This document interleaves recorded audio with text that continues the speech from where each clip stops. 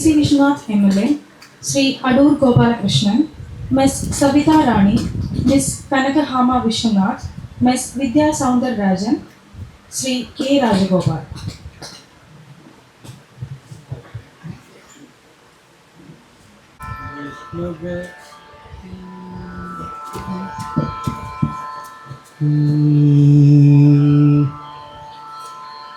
वैष्णव जन तो तेने कहिए जे पीड़ पराई जाने रे।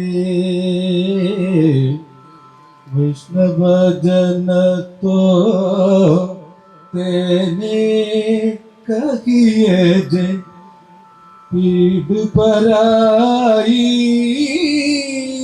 जाने रे। पर दुखे उपकार करे तो ये मन अभिमान आने रे। कृष्ण भजन तो तेने कहिए जे पीड़ पराई जाने रे। सकल लोकुमा सगुने वंदे निंदा करे ये नीरे। कच मन नीचल फेंके धन धन जननी तेरे। वैष्णव जन तो तेने कहिए जे पीड़ पराई जाने रे। समदृष्टि ने कृष्णा त्यागी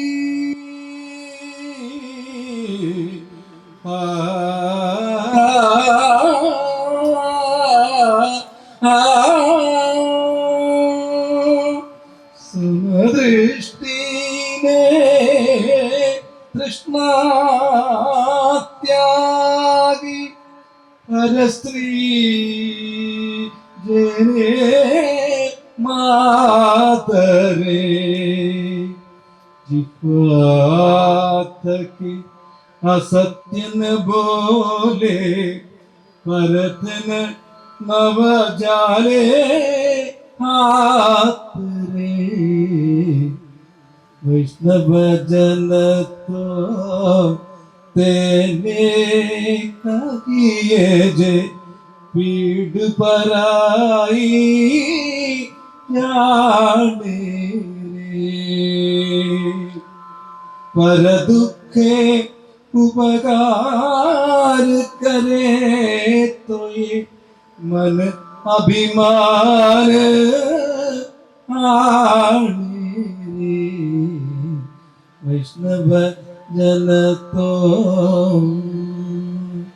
तेने कहिए जे पीड़ पराई जाने रे। ഈ ഉദ്ഘാടന സമ്മേളനത്തിന് സ്വാഗതം ആശംസിക്കുന്നതിനായി ഫോക്ലോർ അക്കാദമിയുടെ ചെയർമാൻ ശ്രീ OS ഉണ്ണികൃഷ്ണൻ അവരെ ക്ഷണിക്കുന്നു. ശിവയുടെ 13ാമത് പതിപ്പ് ഇന്ന് സമാരംഭിക്കുകയാണ്. തെക്കേ ഇന്ത്യയിലെ മുഴുവൻ എഴുത്തുകാരെയും സാംസ്കാരിക പ്രവർത്തകരെയും എല്ലാം ചെങ്ങന്നൂരിൻ്റെ സാംസ്കാരിക ഇടം പരിചയപ്പെടുത്തുന്ന വലിയൊരു വേദിയായി ദക്ഷിണേന്ത്യ ആകെ ചർച്ച ചെയ്യപ്പെട്ട ഒരു കൂട്ടായ്മയാണ് ശിവ. കഴിഞ്ഞ 13 വർഷങ്ങളിൽ ചെങ്ങന്നൂരിൽ വന്നുപോയ മഹത്തുക്കളുടെ പ്രതിഭകളുടെ എണ്ണം വളരെ വലുതാണ്.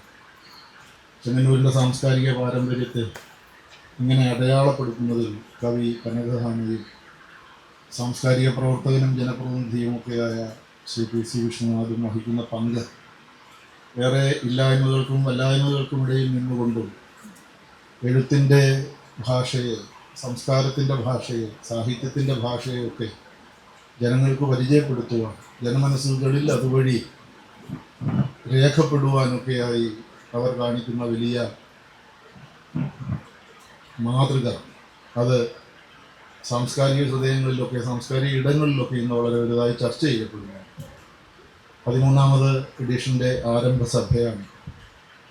ഇന്നിവിടെ അധ്യക്ഷം വഹിക്കുന്നത് പമ്പയുടെ സ്ഥാപകൻ people for performing arts and more എന്ന വലിയ ഒരു സാംസ്കാരിക കൂട്ടായ്മയുടെ സ്ഥാപകൻ, സിവയുടെ സഞ്ചാലകൻ ഒക്കെയായ ചെങ്ങന്നൂരിൻ്റെ മുൻ MLA കൂടിയായ, ഇപ്പോൾ ചവറയുടെ ജനപ്രതിനിധിയായ, കേരളത്തിൻ്റെ സാംസ്കാരിക ഭൂപടത്തിൽ കുണ്ടറയുടെ ജനപ്രതിനിധിയായ, സാംസ്കാരിക ഭൂപടത്തിൽ തീർച്ചയായും നാളുകൾ വളരെ സുവ്യക്തമായ തലത്തിൽ അടയാളപ്പെടുത്തുമെന്ന് ഉറപ്പുള്ള ഏറെ പ്രിയങ്കരനായ ശ്രീ PC വിഷ്ണുനാഥ് അവരുകളാണ്. അദ്ദേഹത്തെ ഹൃദയപൂർവ്വം ഈ 13ാം എഡിഷൻ്റെ ഉദ്ഘാടന വേദിയുടെ അധ്യക്ഷനായി സ്വാഗതം ചെയ്യുന്നു. ഇന്ന് ഈ സഭ ഉദ്ഘാടനത്തിന് നമുക്ക് ലഭിച്ചിരിക്കുന്നത് അടൂരിൽ നിന്ന് ലോക സിനിമയുടെ നിറകയിലേക്ക് വളർന്നു കയറിയ, സിനിമ എന്ന പേര് കേട്ടാൽ ഏതൊരു ആസ്വാദകന്റെ ഹൃദയത്തിലും ആദ്യം ഓർമ്മ വരുന്ന അടൂർ ഗോപാലകൃഷ്ണൻ എന്ന വലിയ പ്രതിഭയാണ്, മഹാപ്രതിഭയാണ്. സിനിമ എന്ന ചിന്ത മനുഷ്യൻ്റെ ഉള്ളിലേക്ക് വരുമ്പോൾ, ഒരുപക്ഷെ ഇന്ത്യൻ സിനിമയുടെ ചിന്ത മനുഷ്യൻ്റെ ഉള്ളിലേക്ക് വരുമ്പോൾ ആദ്യം എഴുതപ്പെടുന്ന പേരുകളിൽ ഒന്നാമതായി, പല പേരുകൾ രേഖപ്പെടുത്തപ്പെടുമെങ്കിലും ആ പേരുകളിൽ കേരളത്തിൽ നിന്നുള്ളവരിൽ ഒന്നാമതായി എഴുതപ്പെടുമെന്ന് ഉറപ്പുള്ള പേരാണ് അടൂർ ഗോപാലകൃഷ്ണൻ സാറിൻ്റെ. സ്വയംവരത്തിൽ നിന്ന് അദ്ദേഹം ആരംഭിച്ച തൻ്റെ വലിയ സിനിമാ പ്രയാണം, അതിനു മുമ്പ് അദ്ദേഹം സിനിമ ആസ്വാദകരെ, നാടകത്തോട് ഇഷ്ടം തോന്നി ആ മേഖലയിലേക്ക് കടന്നു വരികയും തുടർന്ന് ആശ്ചര്യ ചൂടാമണിയുടെ കർത്താവായ ശക്തിഭദ്രൻ്റെ നാട്ടിൽ നിന്നാണ് അദ്ദേഹത്തിന് നാടകത്തിനോട് പ്രണയം തോന്നിയത്. ഒരുപക്ഷെ ചില യാദൃശ്യതകളാണ്. അവിടെ നിന്ന് അദ്ദേഹം സിനിമയിലേക്ക് സഞ്ചരിക്കുകയും പൂനെ ഫിലിം ഇൻസ്റ്റിറ്റ്യൂട്ടിൽ നിന്ന് വിദ്യാഭ്യാസം പൂർത്തിയാക്കുകയും സിനിമയിൽ എത്തുന്നതിന് മുമ്പ് തന്നെ കേരളത്തിലെ ആദ്യത്തെ ഫിലിം സൊസൈറ്റി, ചിത്രലേഖ എന്ന പേരിൽ ഫിലിം സൊസൈറ്റി രൂപീകരിക്കുകയും അതിലൂടെ ഒരു സമൂഹത്തെ ആകെ സിനിമയിലേക്ക് ആകർഷിക്കുവാനുള്ള വഴി തുറക്കുകയും ഒക്കെ ചെയ്ത, സിനിമയ്ക്ക് ഒരു കൂട്ടായ്മ എന്നത് കേരളത്തിന് ചിന്തിക്കുവാൻ സാധ്യമാകാതിരുന്ന ഒരു കാലത്താണ് അദ്ദേഹം ഫിലിം സൊസൈറ്റിയിലേക്ക് കടന്നത്. അദ്ദേഹം സ്വയംവരത്തിലേക്ക് വരുമ്പോൾ, സ്വയംവരം എന്ന സിനിമയിലേക്ക് വരുമ്പോൾ അതുവരെ മലയാള സിനിമയിൽ ഉണ്ടായിരുന്ന സർവ്വസങ്കല്പങ്ങളെയും ഒന്ന് ഉടച്ചു വാർത്തുകൊണ്ടാണ് അദ്ദേഹം സ്വയംവരത്തിലേക്ക് വന്നത്.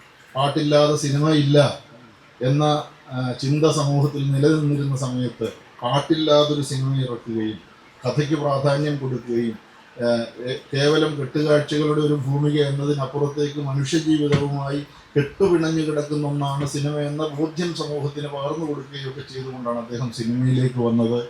ഇന്നും ആ ചിന്തയെ വ്യാപരിപ്പിക്കുവാൻ അദ്ദേഹം ശരീരത്തിൻ്റെ അസ്വസ്ഥതകൾക്കൊക്കെ അപ്പുറത്തേക്ക് മനസ്സിൻ്റെ ചെറുപ്പത്തെ വളർത്തിയെടുത്തുകൊണ്ടിരിക്കുകയാണ്. ചെറുപ്പമുള്ള മനസ്സുമായി ഇന്ന് തിരുവനന്തപുരത്തു നിന്നാണ് അദ്ദേഹം വരുന്നത്. തീരെ വയ്യായിരുന്നു. ബഹുമാനപ്പെട്ട PC വിഷ്ണുനാഥ് അവർ വിളിച്ചപ്പോൾ ഒഴിവാക്കാൻ വയ്യാത്ത സ്നേഹം കൊണ്ട് അദ്ദേഹം പടി കയറി വന്നതാണ്.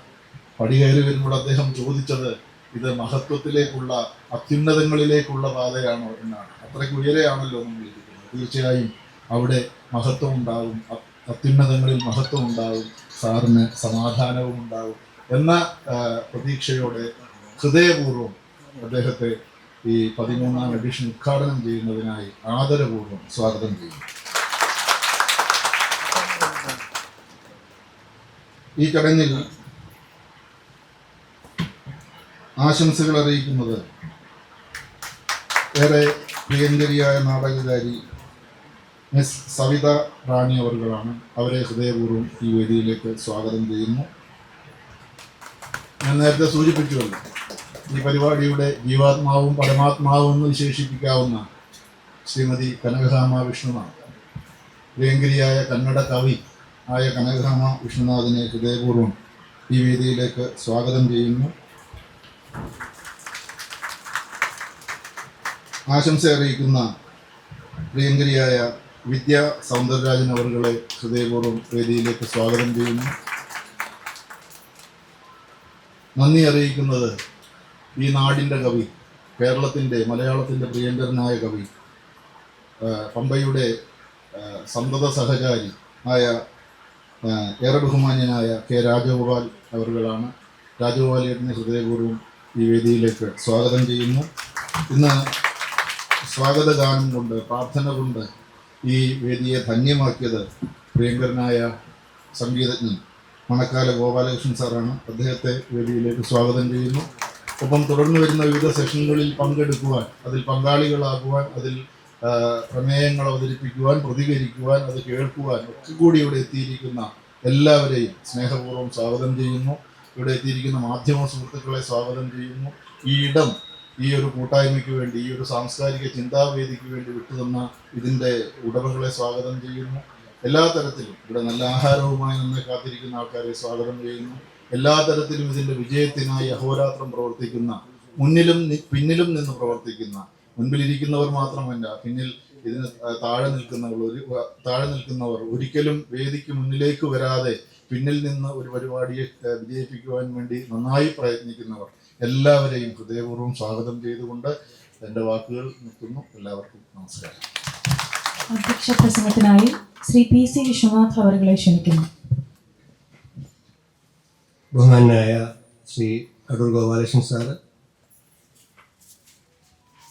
പ്രിയപ്പെട്ട സവിത റാണി, കനകഹാമ, വിദ്യാ സൗന്ദരരാജൻ, ഫോക്ലോർ അക്കാദമിയുടെ ചെയർമാൻ OS ഉണ്ണികൃഷ്ണൻ, പ്രിയ കവി രാജഗോപാൽ, മണക്കാല ഗോപാലകൃഷ്ണൻ സാറ്, പ്രിയമുള്ളവരെ, മണക്കാല ഗോപാലകൃഷ്ണൻ സാറ് ഗാന്ധിജിക്ക് ഏറെ ഇഷ്ടപ്പെട്ട ഭജൻ ആലപിച്ചുകൊണ്ടാണ് ഇത്തവണത്തെ south India writers ensemble people for performing arts and more Pampa സംഘടിപ്പിക്കുന്ന ഈ ഫെസ്റ്റിവൽ ഓഫ് ഡയലോഗ് തുടങ്ങിയത്. അതുകൊണ്ട് തന്നെ ഗാന്ധിജി പറഞ്ഞിട്ടുണ്ട്, honest disagreement is often a good sign of progress. ജനാധിപത്യത്തിൻ്റെ ഏറ്റവും വലിയ പ്രത്യേകത അത് വിയോജിക്കാനുള്ള സ്വാതന്ത്ര്യം നൽകുന്നു എന്നുള്ളതാണ്. ഫെസ്റ്റിവൽ ഓഫ് ഡയലോഗ് എന്ന് പറഞ്ഞത് സംവാദത്തിൻ്റെ ഒരു മഹോത്സവമാണ്. നമുക്കറിയാം, നമ്മുടെ രാജ്യം ഒരു ഭരണഘടനാത്മകമായ ഇന്ത്യ രൂപം കൊണ്ടത് കോൺസ്റ്റിറ്റ്യൂവൻസ് അസംബ്ലിയിൽ നടന്ന വളരെ ഗൗരവമായ സംവാദങ്ങളിൽ കൂടിയാണ്. അംബേദ്കറും നെഹ്റുവും സർദാർ വല്ലഭായ് പട്ടേലും മൗലാന ആസാദുമെല്ലാം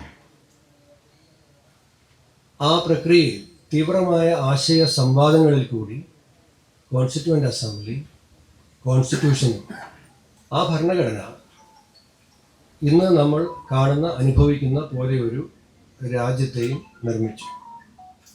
സംവാദങ്ങളുടെ പ്രസക്തിയെക്കുറിച്ച് സൂചിപ്പിക്കുന്നതിന് വേണ്ടിയിട്ടാണ് ഞാനത് സൂചിപ്പിച്ചത്.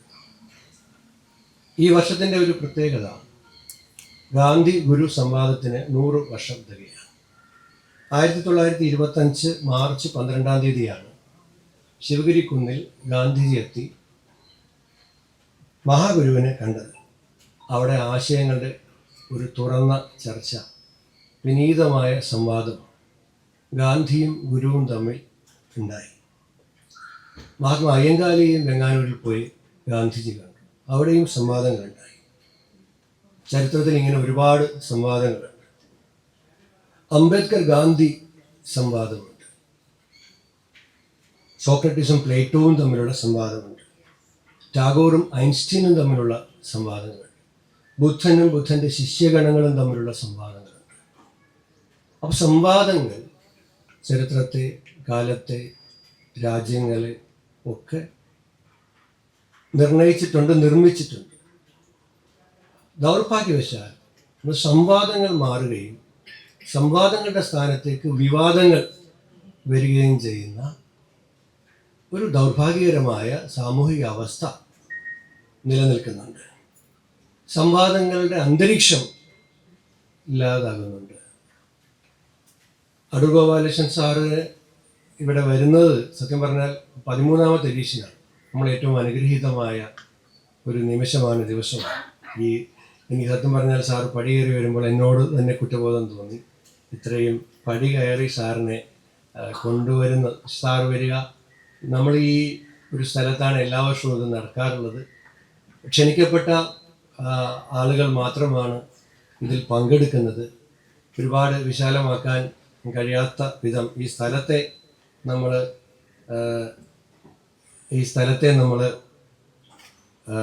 ഇഷ്ടപ്പെടുന്നുണ്ട്. അതുകൊണ്ടാണ് സാറിനും ഒരു ചെറിയതല്ല വലിയ ബുദ്ധിമുട്ടുണ്ടായി, ക്ഷമ. പക്ഷേ സാറിൻ്റെ ഏറ്റവും വലിയ പ്രത്യേകത ഈ വിയോജിപ്പുകൾ കുറഞ്ഞു വരുന്ന ഒരു സമൂഹത്തിൽ ധീരമായി തൻ്റെ വിയോജിപ്പുകൾ പറയാൻ അദ്ദേഹം കാണിക്കുന്ന ആർജവം നമുക്ക് നൽകുന്ന ധൈര്യം, പ്രത്യാശ വളരെ കൂടുതലാണ്. സാറിൻ്റെ സിനിമ മതിലുകൾ തന്നെ നമ്മൾ വേറെ രൂപത്തിൽ സംവാദത്തെ കാണുമ്പോൾ, മതിലുകൾ കണ്ടാൽ നമുക്ക് എല്ലാവർക്കും അറിയാം, 2 കഥാപാത്രങ്ങളുണ്ട്, അവർ സ്ക്രീനിൽ ഒരുമിച്ചില്ല. പക്ഷേ അവർ അടുത്തുനിന്നോ കൈകൊടുത്തോ സംസാരിക്കുന്നില്ല. പക്ഷെ അവരുടെ ഹൃദയങ്ങൾ തമ്മിൽ സംവദിക്കുന്നുണ്ട്, അവരാശയങ്ങൾ കൈമാറുന്നുണ്ട്, ഹൃദയങ്ങൾ തുടിക്കുന്നുണ്ട്. ഇത് വേറൊരു തരത്തിലുള്ള സംവാദമാണ്. അതിന് ഹൃദയത്തിൻ്റെ ഒരു ഭാഷയുള്ള ഒരു സംവാദം മതിലുകൾ അദ്ദേഹത്തിൻ്റെ സിനിമ കാണുമ്പോൾ നമുക്ക് കാണാൻ കഴിയുന്നുണ്ട്. ഞാൻ വൈഎസ് ഉണ്ണികൃഷ്ണനോട് പറഞ്ഞു, ലോക സിനിമയിൽ ഇന്ന് ജീവിച്ചിരിക്കുന്നവരിൽ ഏറ്റവും വിഖ്യാതരായ ചലച്ചിത്രകാരന്മാരിൽ ഏറ്റവും പ്രമുഖനാണ്, നമുക്ക് അഭിമാനിക്കാം, ഇന്ത്യൻ സിനിമ ലോകത്തിന് സംഭാവന ചെയ്ത ശ്രീ അടൂർ ഗോപാലകൃഷ്ണൻ. അതുകൊണ്ട് ഞാനിനി ദീർഘമായി പറഞ്ഞു പോകുന്നില്ല. ഈ ദിവസങ്ങളിൽ ഒരുപാട് ഭാഷകളിൽ നിന്നുള്ള എഴുത്തുകാർ, ചലച്ചിത്ര പ്രവർത്തകർ, നാടക പ്രവർത്തകർ, കവികൾ ഒക്കെ 3 ദിവസത്തെ സമയത്തിൻ്റേതായ പരിമിതികൾക്കകത്തു നിന്നുകൊണ്ട് അവരെല്ലാവരും ഈ വേദിയിലേക്ക് കടന്നു വരും. ഈ ഫെസ്റ്റിവലിൻ്റെ ഒരു പ്രത്യേകത, കൂട്ടം എല്ലാം കൂടെ വന്ന് ഉത്സവപ്പറമ്പിൽ നിൽക്കുന്ന പോലെ വന്ന് പിരിഞ്ഞു പോകുന്നതല്ല. കൂടുതൽ അതിഥികളും ഇവിടെ തന്നെ താമസിക്കുന്നത് കൊണ്ട് ഇവിടുത്തെ വേദിയിൽ കഴിഞ്ഞാലും ഇതിന് പുറത്തേക്ക് ഇത് മുന്നോട്ട് പോകും. ഞാനിതിനെ ശരിക്കും ഒരു സഹായി മാത്രമായി നിൽക്കുന്നയാളാണ്. People for performing arts and more സ്ഥാപിച്ചത് കനകഹാമയാണ്. അപ്പോൾ കനകയുടെ ഒരു ആശയമായിരുന്നു ഈ ഗ്രാമത്തിൽ ഇങ്ങനെ ഒരു ഫെസ്റ്റിവൽ ഓഫ് ഡയലോഗ് ആദ്യം തന്നെ ഞങ്ങളോട് ഇതുമായി ബന്ധപ്പെട്ട എല്ലാവരോടും പറഞ്ഞിരുന്നു. ഇത് സംഭാഷണങ്ങളുടെ ഒരു ഉത്സവമായി മാറണം, സാഹിത്യോത്സവം മാത്രമല്ല, ഇത് സംവാദ ഉത്സവമാണ് എന്ന ആശയത്തെ പൂർണ്ണമായും ഉൾക്കൊണ്ടുകൊണ്ട് നമ്മൾ മുന്നോട്ട് പോകുന്നു. ഞാൻ എൻ്റെ എളിയ അധ്യക്ഷ പ്രസംഗം ചുരുക്കുന്നു. ഈ വർഷത്തെ സിവെ ഔപചാരികമായി ഭദ്രദീപം കൊടുത്ത് ഉദ്ഘാടനം ചെയ്യുന്നതിന് വേണ്ടി അടൂർ ഗോപാലകൃഷ്ണൻ സാറിനെ ആദരവോടെ ക്ഷണിക്കുന്നു.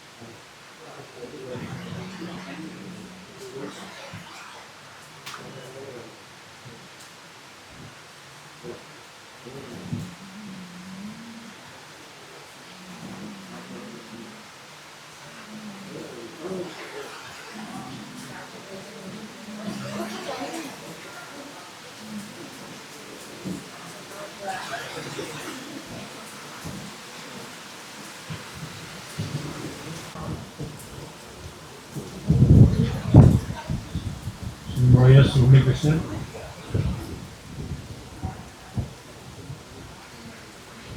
ശ്രീ ബെന്യാമിൻ, മിസ് സവിത റാണി, മിസ് കനക രാമ, മിസ് വിദ്യാ സൗന്ദരരാജൻ, ശ്രീ കെ രാജഗോപാൽ, ഒടുവിലല്ല അടുത്ത് തന്നെ ശ്രീ മണക്കാല ഗോപാലകൃഷ്ണൻ.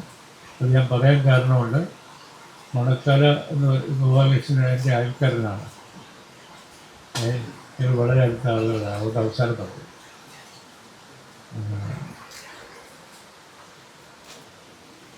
ഞങ്ങൾ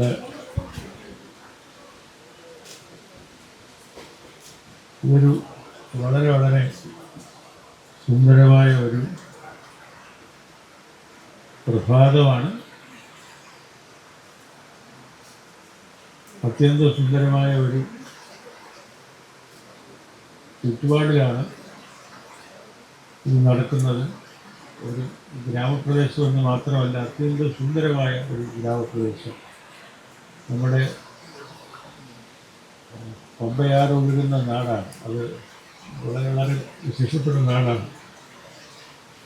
ഇഷ്ടംപോലെ മരങ്ങളും ഒന്നും പോരെങ്കിൽ നല്ല അനുഗ്രഹം പോലെ മഴയും. അതുകൊണ്ട് ആരും പുറത്തു പോകത്തില്ല. ഇന്ന് പുറത്തോട്ട് ഇറങ്ങാമെന്ന് വിചാരിക്കത്തില്ല.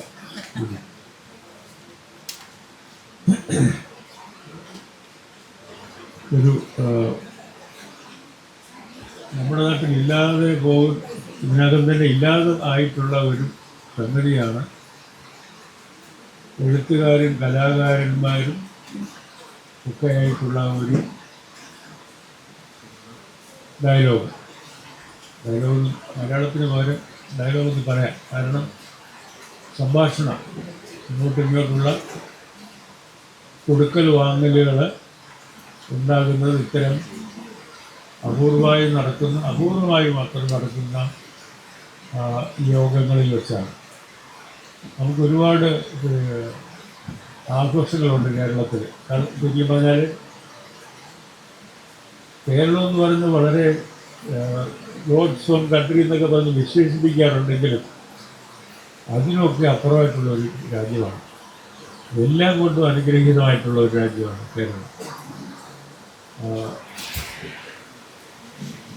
വളരെ വർഷങ്ങൾക്ക് മുമ്പ് നമ്മളൊക്കെ 1000-2000 വർഷങ്ങൾക്ക് മുമ്പ്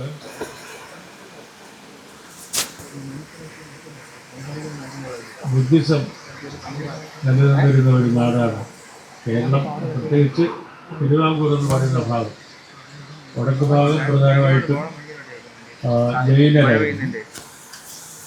അപ്പോൾ ഈ ബുദ്ധിസ്റ്റ് വിശ്വാസികളുടെ പ്രത്യേകത ജാതി മത വ്യത്യാസം ഉണ്ടായിരുന്നില്ല. ഒരു 2 കാര്യങ്ങളിലാണ് ശ്രദ്ധിച്ചിരുന്നത്. ഒന്ന്, വിദ്യ അഭ്യസിപ്പിക്കുന്നതിൽ പള്ളി എന്നുള്ള പ്രയോഗം അവരുടെ കയ്യിൽ നിന്ന് വന്നതാണ്. കാരണം ബുദ്ധിസ്റ്റ് പള്ളികളാണ്. പിന്നെ അത് പള്ളിക്കൂടമായി. പിന്നെ പള്ളി എന്ന് പറഞ്ഞാൽ ക്രിസ്ത്യൻ പള്ളി മാത്രമായി. ഇങ്ങനെയൊക്കെ മാറ്റം വന്നിട്ടുണ്ട്. പിന്നൊന്ന് അവർ ശ്രദ്ധിച്ചിരുന്ന ഭാഗം വൈദ്യമാണ്. കേരളത്തിലെ ഈ വൈദ്യം പ്രാക്ടീസ് ചെയ്യുന്നവരെ നോക്കിയാൽ അറിയാം, ഒരു പ്രത്യേക ജാതിയിലുള്ളവർ മാത്രമൊന്നുമല്ല, ഒരു മതത്തിലുള്ളവർ മാത്രമൊന്നുമല്ല, എല്ലാ ജാതിയിലും മതസ്ഥരായിട്ടുള്ളവർ. കാരണം അന്ന് ക്രിസ്തുമതത്തിൽ ദൈവമില്ല, അതുകൊണ്ട് തന്നെ ജാതി മതങ്ങളുമില്ല. അത് വളരെ പ്രത്യേകതയുള്ള ഒരു സംസ്കാരമാണ് നമ്മുടെ വളരെ മുമ്പേ കടന്നുപോയത്. അതിൻ്റെ ഭാഗമായിട്ടാണ് ശരിക്കും പറഞ്ഞാൽ എനിക്ക് എൻ്റെ കുട്ടിക്കാലത്ത് എനിക്ക് ഓർമ്മയുള്ള ഒരു വിറക് വെട്ടുകാരനുണ്ടായിരുന്നു. വിറക് വെട്ടുകാരനല്ല, ശരി, മരം വെട്ടുകാരനുണ്ടായിരുന്നു. വെളുത്ത കുഞ്ഞെന്നായിരുന്നു അദ്ദേഹത്തിൻ്റെ പേര്. നിങ്ങൾക്ക് ആർക്കെങ്കിലും ഒരു ഭീമനെ പറ്റി ആലോചിക്കാൻ കഴിയുമെങ്കിൽ ആ രൂപമായിരുന്നു അദ്ദേഹത്തിന്. ആചാരബാഹു എന്ന് പറയും. നമ്മളൊക്കെ അടുത്ത് നിന്ന് പിക്നികളായിട്ട് നിൽക്കുകയാണ്, അത്ര വർഷം വലുതാണ്. അതുപോലെ ആഹാരം കഴിക്കും. അദ്ദേഹത്തിൻ്റെ പ്രധാന ജോലി മരം വെട്ടുകയും ഈ മരം അറക്കുകയും ചെയ്യുക. പിന്നെ വലിയ തടി കൊണ്ടുവന്ന് അവിടെ കുത്തി വെച്ച് നല്ലൊരു ജോലിയാണ് ഇതിങ്ങനെ ആ വാള് കൊണ്ട് അറക്കുക. കുട്ടികളായി ഞങ്ങൾ ഇങ്ങനെ പോയി നോക്കി നിൽക്കും, ഇത് കാണേണ്ടതാണ്.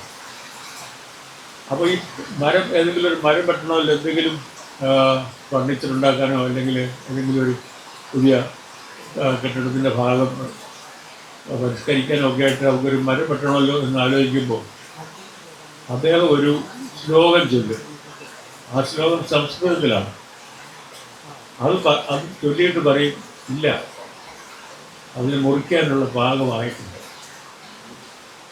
അങ്ങനെ എന്നിട്ട് അഥവാ മുറിക്കുമ്പോൾ പോലും മരത്തിനോട് അനുവാദം ചോദിക്കും, മുറിച്ചോട്ടോ. കാരണം ഈ മരത്തിൽ ഒരുപാട് ജീവികളുണ്ട്, പക്ഷികളുണ്ട്, മറ്റും നമുക്കറിയാത്ത ഒത്തിരി ജീവികൾ മരത്തിലുണ്ട്.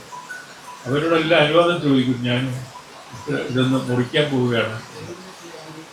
ഈ പ്രാക്ടീസ് ഞാൻ കഴിച്ചു കേരളത്തിൽ മാത്രമേ ഉള്ളൂ, ഞങ്ങളുടെ നാട്ടിൽ മാത്രമേ ഉള്ളൂ എന്ന് വിചാരിച്ചു. പക്ഷെ ഇക്കാലത്ത് ഞാൻ ശ്രീലങ്കയിൽ പോകുമ്പോൾ അവിടെ ഇപ്പോഴും ഇത് ഒരു പതിവാണ്. ഇവിടുന്ന് പോയതാണ്, നമ്മുടെ നാട്ടിൽ നിന്ന് പോയതാണ്, ശ്രീലങ്കയിലേക്ക് കൊടുത്തതാണ്. അങ്ങനെ ഒരു പ്രകൃതിയുടെ അനുഗ്രഹം കൊണ്ട് നമ്മുടെ ജനങ്ങളിൽ വിദ്യാഭ്യാസം ഈ രാജ്യത്ത് തന്നെ ഏറ്റവും കൂടുതൽ, പക്ഷേ യൂറോപ്പിലെ വിദ്യാഭ്യാസ നിലവാരമാണ് കേരളത്തിൽ. യൂറോപ്പിലുള്ള രാജ്യങ്ങളിൽ ജനങ്ങളുടെ വിദ്യാഭ്യാസ നിലവാരമല്ല, സാക്ഷരത എന്ന് പറയുന്നത്. നിലവാരത്തിൽ പറയാൻ പറ്റില്ല. സാക്ഷരത ഇത്രയും നിറഞ്ഞ ഒരു രാജ്യം ഏഷ്യയിൽ തന്നെ ഇല്ലെന്ന് പറയാം. അപ്പം നമ്മൾ പിന്നെ ലോകത്ത് നടക്കുന്ന എല്ലാ കാര്യങ്ങളെ പറ്റിയും നമുക്കറിയാം. കാരണം പത്രം വായിക്കുന്ന പതിവ് എല്ലാ വീടുകളിലും ഉണ്ടായിരുന്നു. വീടുകളിൽ പത്രം വരുത്താൻ നിവൃത്തിയില്ലാത്തവർ ചായക്കടയിൽ കൂടിയിരുന്ന് പത്രം, ഒരേ പത്രം തന്നെ എല്ലാവരും വായിച്ച് അതിനെപ്പറ്റി അറിയും. അല്ലാത്ത ചില വീട് ചേർപ്പുകാരുടെ കഥയുണ്ട് അവിടേക്ക് മലബാറിൽ. അവർ പത്രം വായിക്കാൻ വേണ്ടി ഒരാളെ ഇരുത്തിയിട്ടുണ്ട്. വീട് ചേർപ്പുകാർക്ക് പത്രം വായിച്ചു കൊടുക്കാനായിട്ടാണ്. ഇങ്ങനെ എന്താണ് ലോകത്ത് നടക്കുന്നത്, ലോകത്ത് നമ്മുടെ നാട്ടിൽ മാത്രമല്ല, ലോകത്തിൻ്റെ ഏത് കോണിൽ നടക്കുന്നത് എന്താണ് എന്നറിയാനുള്ള അത്യധികമായ ഔത്സുക്യം നമ്മുടെ ആളുകളുണ്ടായിരുന്നു. അതിനകത്ത് പിന്നെ അഭ്യസ്ത വിദ്യയെന്നോ അല്ലാത്തവരോ എന്നുള്ള വ്യത്യാസമൊന്നുമില്ല. എന്നോടൊക്കെ പലരും പറഞ്ഞിട്ടുള്ള കഥയുണ്ട്. യൂറോപ്പിൽ നിന്ന് വന്നിട്ടുള്ള എൻ്റെ ചില സ്നേഹിതരൊക്കെ ഇപ്പോൾ നാട്ടിൽ വന്നിട്ട് എവിടെ നിന്നാണ് എന്ന് ചോദിക്കും. ഞാൻ പിന്നെ യൂറോപ്പിൽ നിന്നാണ്. യൂറോപ്പിൽ എവിടുന്നാ എന്ന അടുത്ത ചോദ്യം. ഇങ്ങനൊരു ചോദ്യം അവർ ഒരിക്കലും പ്രതീക്ഷിക്കില്ല. ഇന്ത്യയല്ലേ, ഇന്ത്യ വളരെ പാവപ്പെട്ട ഒരു രാജ്യമാണ്. അവർക്ക് യൂറോപ്പിൽ നിന്ന് അറിയുമെന്നോ അത് വിചാരിക്കും. യൂറോപ്പിൽ എവിടുന്നാണ്? ഫ്രാൻസിൽ ഏത് സിറ്റിയാണ്? ഇങ്ങനെ ചോദിക്കുന്നത് ഒരു രാജ്യം ഞാൻ കണ്ടിട്ടില്ല എന്ന് പലരും പറഞ്ഞിട്ടുണ്ട്. ഇത് വളരെ അനുഭവം പലരുടെയും. അപ്പോൾ അത്രമാത്രം നമുക്കറിയാം. അപ്പോൾ ഇപ്പോൾ പുതിയ കാലത്ത് ടെലിവിഷനിൽ തത്സമയം എല്ലാം കാണുന്നുണ്ട്, അത് വേറെ കഥ. പക്ഷെ അതിന് മുമ്പ് വെറും വല്ലപ്പോഴും പത്രം വായിക്കുന്ന ആളുകൾ പോലും പരസ്പരം പറഞ്ഞു ഒക്കെ ആയിട്ട് ലോകത്തോടൊപ്പം നമ്മൾ സ്വയം കണ്ടിരുന്ന ഒരു ജനത. ഇങ്ങനെ വളരെ സിദ്ധികളുള്ള ഒരു നാടാണ് കേരളം. പിന്നെ ഇവിടുത്തെ കലകൾ, ഇത്രയധികം കലകൾ വേറെ ഒരു നാട്ടിലും ഇല്ല. രണ്ട് പ്രധാനപ്പെട്ട കലകളെ പറ്റി പറയുകയാണെന്നെങ്കിൽ കൂടിയാട്ടവും കഥകളിയും. കൂടിയാട്ടം 2000 കൊല്ലത്തിന് മുമ്പ് വരെ ഇതുപോലെ രംഗത്ത് അവതരിപ്പിച്ചുകൊണ്ടിരിക്കുന്ന ഒരു കലാരൂപമാണ്. നമ്മുടെ ആളുകൾ ആരും കാണുന്നില്ല, അത് വേറൊള്ളതാണ്. കാരണം ഇത് അല്പം ശ്രമം ആവശ്യമുണ്ട് ഈ കലയെ ആസ്വദിക്കണമെന്നുണ്ടെങ്കിൽ. നമ്മൾ മറന്നു പോകുന്ന ഒരു കാര്യം, എല്ലാ കലാരൂപങ്ങൾക്കും അതിൻ്റേതായിട്ടുള്ള ഭാഷയുണ്ട്, അതിൻ്റേതായിട്ടുള്ള അവതരണ രീതികളുണ്ട്. അത് അറിയണമെങ്കിൽ അത് നമ്മൾ നിരന്തരമായിട്ട് കണ്ട് അതിനോട് ഇടപഴകണം. ഒരു മലയാളത്തിലൊരു ചൊല്ല് തന്നെയുണ്ട്, കഥ അറിയാതെ ആട്ടം കാണുക എന്നുള്ളത്. വളരെ സത്യമാണ്. കഥകളി കാണാൻ പോയിരിക്കുന്നവർ കഥകളിയുടെ ശരിക്കും പറഞ്ഞാൽ കളിയുടെ കഥ മാത്രം അറിഞ്ഞാൽ പോരാ. കൂടുതൽ പുറകിൽ ചൊല്ലുന്നയാൾ ഏത് രംഗമാണ് എന്നുള്ളത്, പല സംഗതികളെ പറ്റിയുള്ള സംഭവങ്ങളെ പറ്റിയുള്ള വിവരണങ്ങൾ അധികവും വരുന്നത് ആ ഇടവേളയിലുള്ള ഈ പൊന്നാനി എന്ന് പറയുന്ന പാട്ടുകാരിൻ്റെ ആ പദങ്ങളിൽ നിന്നാണ് നമ്മൾ മനസ്സിലാക്കുന്നത്. എന്തുകൊണ്ടാണ് ഈ പദങ്ങൾ പിന്നെയും ഒരേ പദം തന്നെ ചൊല്ലി ചെയ്യുന്നത് എന്തിനാണെന്ന് ചോദിച്ചു കഴിഞ്ഞാൽ, ഒരു പ്രയോഗം, ഒരു ആശയം തന്നെ പല രീതിയിൽ പ്രകടിപ്പിക്കാം. അതെല്ലാം നമ്മുടെ മുമ്പിൽ അവതരിപ്പിക്കുക. അതൊരു പ്രത്യേക തരം രസമാണ് അത് കണ്ടുകൊണ്ടിരിക്കുന്നത്. അത് നമ്മളാരും തന്നെ കഥയിൽ എന്താണ് സംഭവിക്കാൻ പോകുന്നതെന്ന് ഉള്ള ആവേശത്തിലല്ല ഇരിക്കുന്നത്. കഥ എങ്ങനെയാണ് പറയുന്നത് എന്നറിയാനായിട്ടാണ്. എത്രമാത്രം മനോഹരമായിട്ടാണ് പറയുന്നത്, എത്രമാത്രം പുതിയതോടുകൂടി ആണത് പറയുന്നത് എന്നറിയാൻ വേണ്ടി നമ്മളവിടെ മുമ്പിലിരിക്കുന്നത്. അപ്പം അങ്ങനെ സാധാരണക്കാർക്ക് പോലും കുറച്ച് ശ്രമം നടത്തിയാൽ മനസ്സിലാവുന്ന കഥകളി പോലും നമ്മുടെ കുട്ടികൾ കാണുന്നില്ല, നമ്മുടെ ചെറുപ്പക്കാർ കാണുന്നില്ല. പിന്നെ കട്ടിച്ച് കഥകളിയൊക്കെ നടക്കുന്ന സ്ഥലങ്ങളിൽ പോയി കഴിഞ്ഞാൽ എന്നെപ്പോലെ തല നരച്ചവരെ മാത്രമേ അവിടെ കാണാറുള്ളൂ. അതൊരു അപ്പോൾ അതായത് ഈ കലാരൂപം നഷ്ടപ്പെട്ടു പോവുകയാണ് എന്ന് നമ്മൾ വിചാരിക്കുന്നു. മറിച്ച് കഥകളിയുടെയോ കൂടിയാട്ടത്തിൻ്റെ തീരെയുമില്ല. ഇതിൻ്റെ ഇതുപോലുള്ള കലാരൂപങ്ങളുടെ ഒന്നും 7 അയലത്ത് പോലും വരാൻ യോഗ്യതയുള്ള സൗന്ദര്യാത്മകതയുള്ള കലാരൂപങ്ങൾ വേറെ ഇല്ല. പല സ്ഥലങ്ങളിലും കൊണ്ടാടപ്പെടുന്ന ഒരുപാട് രാജ്യങ്ങളിലുണ്ട് കലാരൂപങ്ങളുണ്ട്. ഉദാഹരണം പറഞ്ഞാൽ കാബുക്കി എന്ന് പറയുന്ന തിയേറ്ററുണ്ട് ജപ്പാനിൽ. ടോക്കിയോയിൽ കാബുക്കി അവതരിപ്പിക്കുന്ന തിയേറ്ററിൽ ദിവസം 3 കളിയാണ്. 2000 പേരിരിക്കുന്ന ഓഡിറ്റോറിയമാണ് പല ഇതിലായിട്ട്. അവിടെ ഇരുന്ന് നിരന്തരം ദിവസവും 3 കളി നടത്തുകയാണ് ഈ കാബുക്കി. കാരണം ലോകത്തിൻ്റെ ഏത് ഭാഗത്തുള്ളവരും പിന്നെ ജപ്പാനിൽ ചെല്ലുമ്പോൾ കാബുക്കി കണ്ടാണ് പോകുന്നത്. അവർ ചെയ്യുന്നത് ഈ വരുന്നവരുടെ എല്ലാം 4-5 ഭാഷകളിലെങ്കിലും ചുരുക്കത്തിൽ അവരുടെ സംഭാഷണവും മറ്റും ഈ ഹെഡ്ഫോണിൽ കൊടുത്തുകൊണ്ടാണ് ചെയ്യുന്നത്. നമ്മുടെ നാട്ടിൽ ഇനിയും നമ്മൾ ഒരു കഥകളി ഇതുപോലെയുള്ള രീതിയിൽ അവതരിപ്പിക്കാനായിട്ട് നമ്മൾ ശ്രമിച്ചിട്ടുണ്ട്. കാരണം ഹെഡ്ഫോണിൽ കൊടുത്തുകൊണ്ട് നമുക്ക് കഥകളി പറ്റുകയില്ല. കാരണം ചെണ്ടമേളം ഇതിൻ്റെ ഇടയിൽ ഈ ഡയലോഗ് പറയുന്നത് വിവർത്തനം പറയുന്നത് കേൾക്കാൻ പറ്റുകയില്ല. അപ്പോൾ അതുകൊണ്ട് പിന്നെ വേറെ ഒരു വഴികൾ സബ്ടൈറ്റിൽ എന്നൊക്കെ പറയുന്ന പോലെ ചെയ്യേണ്ടി വരും. അങ്ങനെ കുറച്ച് പരീക്ഷണങ്ങൾ തിരുവനന്തപുരത്ത് ഞങ്ങൾ ചെയ്യുന്നുണ്ട്. ഈ ശിവരി എന്ന് പറയുന്ന കഥകളി ചെയ്യുന്നുണ്ട്. പക്ഷേ കൂടിയാട്ടമാണ് പിന്നെ വേറെ ഒന്നും. കൂടിയാട്ടം എന്ന് പറഞ്ഞാൽ പലർക്കും അറിഞ്ഞുകൂടാ. നമ്മുടെ കൂടിയാട്ടം എന്ന് പറയുന്ന കലാരൂപം എന്ന് പറയുന്നത് ഈ പാശ്ചാത്യമായിട്ടുള്ള നാടക സങ്കല്പങ്ങളെ മുഴുവനും തകർത്തു വെച്ചാൽ അതിനോട് യാതൊരു ബന്ധത്തിൽ പോലും പെടാത്ത ഒരു നാടകരൂപമാണ് കൂടിയാട്ടം.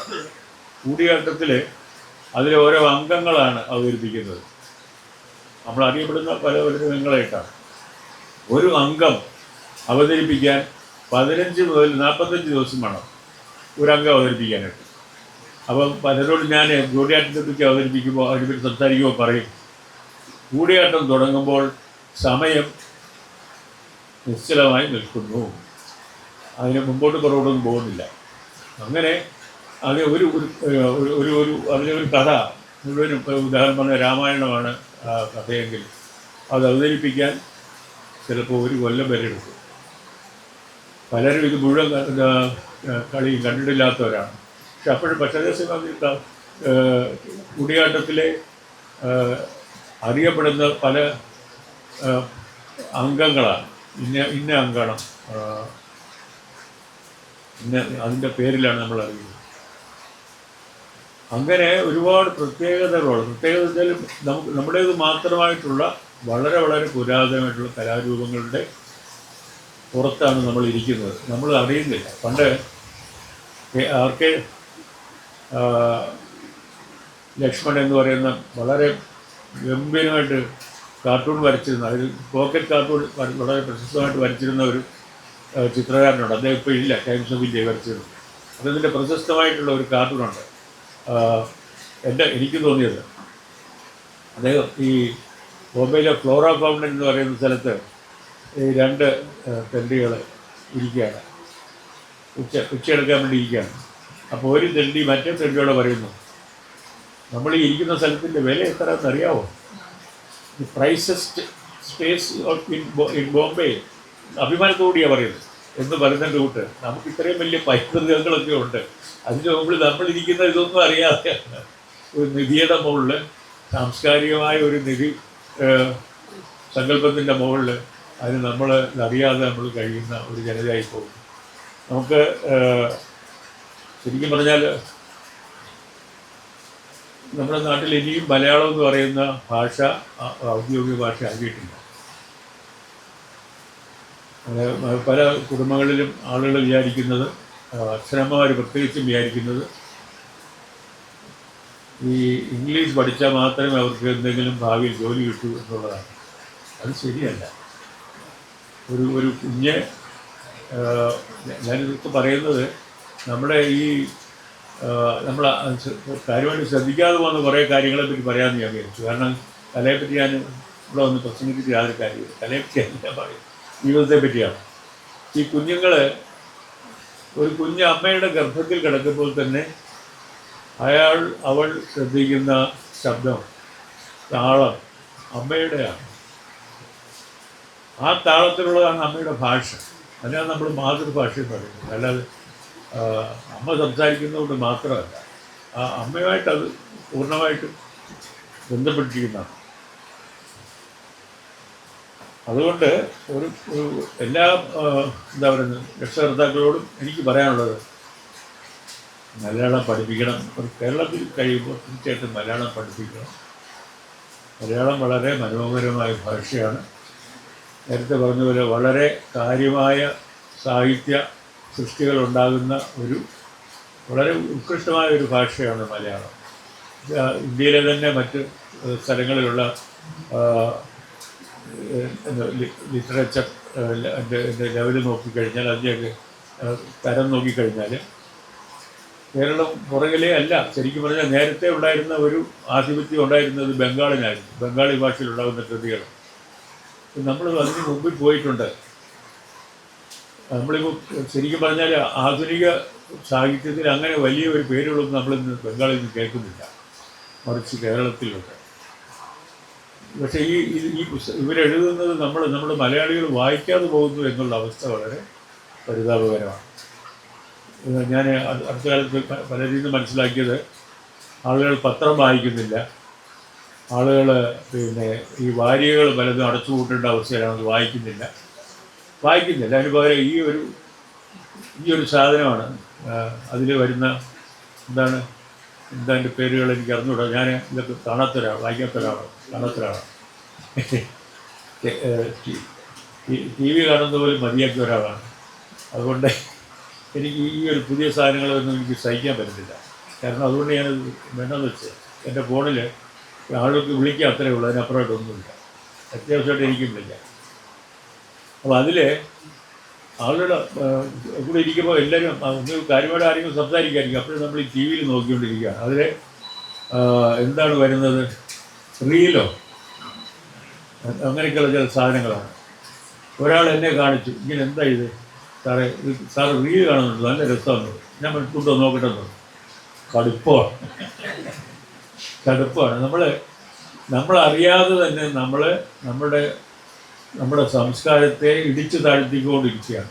നമ്മുടെ സാംസ്കാരിക നിലവാരം നമ്മളറിയാതെ, നമ്മൾ ഓർക്കാതെ, ആരും പറയാതെ താഴ്ന്നുകൊണ്ടിരിക്കുകയാണ്. കാരണം ടെലിവിഷൻ കേരളത്തിൽ ആരംഭിച്ചപ്പോൾ എന്നെപ്പോലെ ഈ രംഗത്ത് പ്രവർത്തിക്കുന്നവരെല്ലാം ആഗ്രഹിച്ച ഒരു കാര്യം, ഇനിയിപ്പോൾ അവർക്ക് ഈ കാഴ്ചയുടെയും ശബ്ദത്തിൻ്റെയും ചേർന്നിട്ടുള്ള ഒരു വിഷ്വൽ സെൻസ് ഇവർക്കുണ്ടാവും. ഇതൊരു വലിയൊരു അനുഗ്രഹമാകും. ഒരു സംസ്കാരം ഇതിൽ നിന്ന് ഉരുത്തിരിയും എന്നൊക്കെ പ്രതീക്ഷിക്കുന്നു. നേരെ തിരിച്ചാണ്. അവർക്കുള്ള എന്തെങ്കിലും സാംസ്കാരികമായിട്ടുള്ള എന്തെങ്കിലും കയ്യിലുണ്ടെങ്കിൽ അത് ഇത് പോവും. കാരണം നിങ്ങൾ ഏതെങ്കിലും ഒരു സീരിയൽ കണ്ടാൽ മതി, കേരളത്തിലുള്ള പെണ്ണുങ്ങൾ മുഴുവൻ അവരുടെ പ്രധാന ജോലി കൊച്ചിൻ്റെ അച്ഛനാരാന്ന് അന്വേഷിക്കുക. എൻ്റെ ഒരു സുഹൃത്തിൻ്റെ വീട്ടിൽ ഇതുപോലെ വലിയൊരു ഡിസ്കഷൻ നടന്നു പെണ്ണുങ്ങളുടെയും. അപ്പോൾ ഒരു 5 വയസ്സുള്ള കുട്ടി കൊച്ചിൻ്റെ അച്ഛനാരാന്നുള്ളതാണ്. കാരണം അനധികൃതമായിട്ട് ഉണ്ടായതാണ്. അനധികൃതമെന്നോ അസന്മാർഗികമായി ഉണ്ടായതാണ്. ലെജിറ്റിമേറ്റ് അല്ലാതെ. ഇവരോട് ആരുടെയാണ് കുട്ടി എന്ന് അറിയാൻ എന്താ വഴിയെന്നവരിങ്ങനെ വളരെ കാര്യമായിട്ട് ഇവർ കണ്ടവർ സംസാരിച്ചുകൊണ്ടിരിക്കുക. അപ്പോൾ കുട്ടി പറഞ്ഞു, സാരമില്ല, അവർ ടെസ്റ്റ് എടുത്താൽ പോരെ. 5 വയസ്സുള്ള കുട്ടി പറയുകയാണ്. അതിത്ര നിങ്ങളിപ്പോൾ വിഷമിക്കേണ്ട കാര്യമുള്ളല്ലോ, ടെസ്റ്റ് എടുത്താൽ. ആ രൂപത്തിലേക്ക് നമുക്ക് ആയിട്ടുണ്ട്. ഇതാണ് ഈ ഭൗതിക നിലവാരം ഉണ്ടെന്ന് അഭിമാനിക്കുന്ന നമ്മളെല്ലാം അഭിമാനിക്കുന്ന നമ്മുടെ കേരളത്തിൽ നടക്കുന്ന അവസ്ഥ. ടെലിവിഷനിൽ പ്രധാനപ്പെട്ട ടെലിവിഷൻ ചാനലിലെല്ലാം തന്നെ വളരെ നല്ല എഴുത്തുകാരെ അപ്പോഴപ്പോഴിറങ്ങുന്ന പുസ്തകങ്ങളെ പറ്റിയുള്ള ചർച്ചകൾ, അതിനെപ്പറ്റി ആദ്യം അവതരിപ്പിക്കും, അതിനെപ്പറ്റി സംസാരിക്കും. ഇങ്ങനെ ഒരു പങ്ക്തി ഉണ്ടായിരുന്നു. അതിൽ കാണാൻ ആളില്ല എന്ന് പറഞ്ഞ് എല്ലാ ചാനലുകാരും അത് മതിയാക്കി. ഇപ്പം കാണാൻ ആളുകളുള്ളത് എന്തിനാണ്? ഏറ്റവും വൃത്തികെട്ട ചില ആഭാസകരമായിട്ടുള്ള പരിപാടികൾ കാണാനാണ് ആൾ. അപ്പോൾ അവരതിൻ്റെ അവർക്കൊരു കണക്കുണ്ട്, എത്ര പേര് കാണുന്നു, എങ്ങനെയാണെന്നുള്ളത്. അപ്പോൾ അതിൽ വളരെ മോശപ്പെട്ട ഈ ഒരു ഭാഗം, നല്ല കാര്യങ്ങൾക്കൊന്നും ആളുകൾക്ക് താല്പര്യമില്ല. അപ്പോൾ അവർക്ക് ചീത്ത കാര്യങ്ങളാണോ താല്പര്യം? കൂടുതൽ ചീത്ത കൊടുക്കാം എന്നാണ്. അപ്പോൾ നമ്മൾക്ക് അസംബന്ധിച്ചു കൊണ്ടിരിക്കുകയാണ്. നമ്മുടെ മനസ്സും ഒരുപക്ഷെ നമ്മുടെ ശരീരം പോലും അസംബന്ധിച്ചുകൊണ്ടിരിക്കുകയാണ് ഈ രീതിയിൽ. വളരെ കഷ്ടകരമായ അവസ്ഥയാണ്. ഇതിൽ നമുക്ക് എന്താണ് മോചനം, എന്താണ് നമുക്ക് അറിഞ്ഞു. നമ്മൾ ഇതുപോലെയുള്ള ഒരു കൂട്ടായ്മയുടെ ഒരുമിച്ച് ചേരുന്നതിൻ്റെ സംഭാഷണത്തിൻ്റെയൊക്കെ അർത്ഥം നമുക്കിതേപറ്റി ഉറക്കെ ചിന്തിക്കാനുള്ള അവസരം ഉണ്ടാകുക എന്നതാണ് എനിക്ക് തോന്നുന്നത്. എനിക്ക് വളരെ വ്യക്തിപരമായിട്ട് ചെയ്യാവുന്നത് ഈ സോഷ്യൽ മീഡിയ എന്ന് പറഞ്ഞൊരു സാധനം ശരിക്കും ആൻറ്റി സോഷ്യലാണ്. കൃത്യമായിട്ട് മറ്റുള്ളവരുടെ ദൂഷ്യം പ്രചരിപ്പിക്കാൻ വേണ്ടിയാണ് ഉപയോഗിക്കുന്നത്. അത് കണ്ടുപിടിച്ചവർ ഏറ്റവും വലിയൊരു സംഗതിയായിട്ടാണ്, മനുഷ്യവർഗത്തിൻ്റെ തന്നെ വലിയൊരു കണ്ടുപിടുത്തമായിട്ടാണ് അത് കണ്ടുപിടിച്ചത്, അവരുടെ സോഷ്യൽ മീഡിയ എന്ന് പറഞ്ഞത്. കാരണം ഒരുപക്ഷെ മറ്റു മാധ്യമങ്ങളിൽ കൂടി പ്രചരിപ്പിക്കാൻ ഒക്കാത്ത കാര്യങ്ങളൊക്കെ, നല്ല കാര്യങ്ങളൊക്കെ പ്രചരിപ്പിച്ച് ആളുകളെ കൂടുതൽ പ്രബുദ്ധരും നല്ലവരുമാക്കി മാറ്റാമെന്ന് വിചാരിച്ചുണ്ടെങ്കിൽ ഒരു പ്രസ്ഥാനമാണ് അത് ഉപയോഗിക്കുന്നത് കൃത്യമായിട്ടും. കാരണം എല്ലാവർക്കും ഈ പണ്ട് പെണ്ണുങ്ങളെ പറ്റി പറയാൻ തെറ്റാൻ ശ്രമിക്കണം, സ്ത്രീകളെ ദൃശ്യമല്ല. കൊതി എന്ന് പറയാൻ പറയും, കൊതി എന്ന് പറയാൻ പറയുകയായിരുന്നു. അതിൻ്റെ ഒരു വളരെ കുറച്ചുകൂടെ ആഭാസവൽക്കരിച്ച ഒരു രൂപമാണ് ഈ ആൻറ്റി സോഷ്യൽ മീഡിയ നടത്തുന്നത്. അപ്പോൾ ഞാൻ വിചാരിച്ച നിർത്താൻ വെക്കാത്തതുകൊണ്ട് ഞാൻ ചെയ്തെങ്കിലും ഞാൻ വാച്ച് ചെയ്യത്തില്ല. ടെലിവിഷൻ ഏറ്റവും മോശമാണെങ്കിലും ഞാനത് കാണത്തില്ല. അതിനപ്പുറം എനിക്കൊന്നും ചെയ്യാനില്ല, പറ്റില്ല. പിന്നെ നമുക്കിരുന്ന് സ്വസ്ഥമായിട്ട് വായിക്കുകയും ഒക്കെ ആയിട്ടുള്ള ഒരുപാട് നല്ല കൃതികളുണ്ടാകുന്നുണ്ട്, കഥകളുണ്ട്, കവിതകളുണ്ട്, ഇതെല്ലാം ഉണ്ട്. നല്ല ചിത്രകാരന്മാരുണ്ട്. കേരളം എല്ലാ രീതിയിലും അനുഗ്രഹീതരാണ്. രവിവർമ്മ എന്ന് പറയുന്ന മഹാകലാകാരൻ നമ്മുടെ കേരളത്തിലാണ് ജനിച്ചത്. നമ്മുടെ സ്കൂളിൽ പഠിക്കുന്ന കുഞ്ഞുങ്ങളൊന്നും രവിവർമ്മയെ പറ്റി പഠിക്കുന്നില്ല. നമ്മുടെ സ്കൂളിൽ പഠിക്കുന്ന ഒരു കുഞ്ഞും നമ്മുടെ ഈ സാഹിത്യം മാത്രം പഠന വിധേയമാക്കിയിട്ടുണ്ട്. അതിനപ്പുറത്തുള്ള ഒരു കലകളെ പറ്റിയുള്ള ഒരു പഠനം നമുക്കില്ല, ഒന്നിനെ പറ്റിയില്ല. പിന്നെ ഇത്രയധികം എന്താ പറയുക, ഫോക്ക് കൾച്ചറുള്ള, അതായത് നാടൻ കലാരൂപങ്ങളുള്ള ഒരു രാജ്യവും വേറെയില്ല. ഇതെല്ലാം നമ്മൾ നഷ്ടപ്പെടുത്തിക്കൊണ്ടിരിക്കുന്ന ഒരു അവസ്ഥയാണ് നമുക്കുള്ളത്. സിനിമയുടെ കാര്യം ഞാൻ പറയുന്നില്ല, കാരണം പറഞ്ഞാൽ മോശമാണ്. കാരണം ഭേദപ്പെട്ട ഒരു സിനിമ ആളുകൾ കാണുന്നേ ഇല്ല.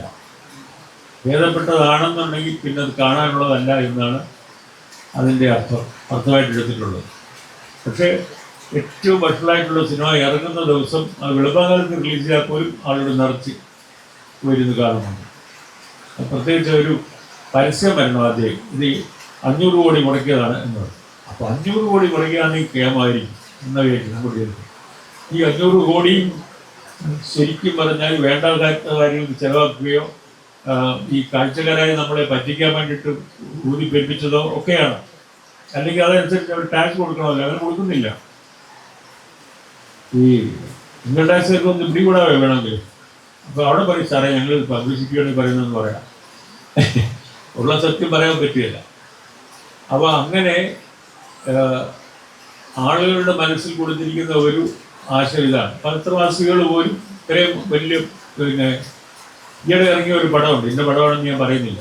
പത്രങ്ങളിൽ പോലും അതിന് പരസ്യം ചെയ്യേണ്ടി വന്നില്ല. കാരണം എല്ലാ പത്രങ്ങളുടെയും ഫ്രണ്ട് പേജിൽ അതിനെപ്പറ്റിയുള്ള വാർത്തകളായിരുന്നു. ഒറ്റ കാരണം കൊണ്ട് ആ പടം ഓടി, വലിയ കളക്ഷനുമായിരുന്നു. അത് കണ്ടില്ലേ മോശമാണെന്നുള്ള രീതിയിലായിരുന്നു. കണ്ടിട്ട് ഒരാൾ പോലും കൊള്ളാമെന്ന് പറഞ്ഞില്ല. അത് വേറൊരു ഭാഗമാണ്. ഒരു ഒരിക്കലും പറഞ്ഞിട്ടില്ല ഈ കൊള്ളാമെന്ന് പറഞ്ഞാൽ ഒരു മോശമല്ലെന്ന് ആ മാതിരിയാണ്. അപ്പോൾ അങ്ങനെയാണ് സിനിമയുടെ അവസ്ഥ. ഇങ്ങനെ നമ്മുടേതായിട്ട് നമ്മുടെ സ്വന്തമായിട്ടുള്ള നമുക്ക് അഭിമാനപൂർവ്വം നമ്മുടേതെന്ന് പറയാൻ കഴിയുന്ന നമ്മുടെ കലകളെ പറ്റിയൊക്കെ കുഞ്ഞുങ്ങളായിരിക്കുമ്പോൾ തന്നെ നമ്മുടെ കുട്ടികളെ തീർച്ചയായിട്ടും അവരെ ഇതൊക്കെ പരിചയപ്പെടുത്തി കൊണ്ട് വേണം നമ്മൾ അവിടെ. പിന്നെ ഒരു കാര്യം കൂടെ പറഞ്ഞില്ലെങ്കിൽ കുഴപ്പമായിട്ട് തോന്നുന്നു. കാരണം എൻ്റെ ശാരീരികമായ അവസ്ഥയെപ്പറ്റി പറഞ്ഞുകൊണ്ടാണ്. എനിക്ക് അങ്ങനെ ശാരീരികമായ അവസ്ഥ ഒന്നുമില്ല, ഞാൻ മോശമായ രോഗിയൊന്നുമല്ല. അടുത്ത കാലത്ത് പിന്നെ ചീഫ് മിനിസ്റ്റർ വിളിച്ച ഒരു യോഗം ഉണ്ടായിരുന്നു. ഞാനവിടെ ചെന്നപ്പോൾ എൻ്റെ കയ്യിൽ ഒരു വടിയുണ്ടായിരുന്നു. ഞാൻ ഇങ്ങനെ വേണ്ടിയിട്ട് വടി ഇങ്ങനെ കുത്തിയാൽ പ്രവേശിച്ചു. അപ്പോൾ അദ്ദേഹം എന്നെ ഇങ്ങനെ നോക്കി. അപ്പോൾ ഞാൻ പറഞ്ഞു, ഇത് വാർദ്ധക്യ സഹജമായ വടിയല്ല. ഞാനൊന്ന് വീണ് അടുത്ത കാലത്ത് എൻ്റെ ഈ തുടയിൽ ചെറിയൊരു ക്രാക്ക് വന്നു. അപ്പോൾ ഒരു 5-6 മാസമായിട്ട് ഞാൻ അതുമായിട്ട് ബന്ധപ്പെട്ട് ആദ്യം കിടപ്പിലാക്കി, പിന്നെ എണീറ്റ്, പിന്നെ പത്ത് തന്നു, പിന്നെ പൊന്താം. അപ്പോൾ പടി കയറാൻ ഇച്ചിരി പ്രശ്നമുണ്ട്, അത്രേ ഉള്ളൂ. പടി പതുക്കെ പഴയ സ്പീഡിൽ പറ്റത്തില്ലെന്ന് തോന്നുന്നു. അവിടെ ഞാൻ വാർദ്ധക്യ സഹജമായിട്ട് എനിക്ക് അസുഖങ്ങളൊന്നുമില്ല, ഭാഗ്യവശാൽ. ഞാൻ അവസരമല്ല. പക്ഷേ ഈ വിഷ്ണുനാഥും അദ്ദേഹത്തിൻ്റെ സഹധർമ്മിണിയും കനകഹാമയും അതൊരു വലിയ അനുഗ്രഹമാണ്. അവർ പുറത്തുനിന്ന് വന്ന ആളായതുകൊണ്ട്, അവർ കർണാടകത്തിൽ നിന്ന് വരുന്ന ഒരു വ്യക്തി ആയതുകൊണ്ടാണ് കേരളത്തിൽ വന്നപ്പോൾ